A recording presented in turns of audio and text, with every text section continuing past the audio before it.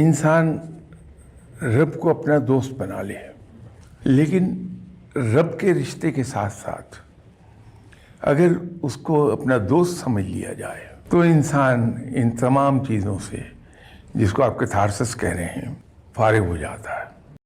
آپ کچھ مت کیجئے، عشاء کی نماز کے بعد 2 رکعت نفل فالتو پڑھیے، اور پڑھنے کے بعد آنکھیں بند کر کے رب کے ساتھ اپنا تمام دکھ درد بیان کر دیں۔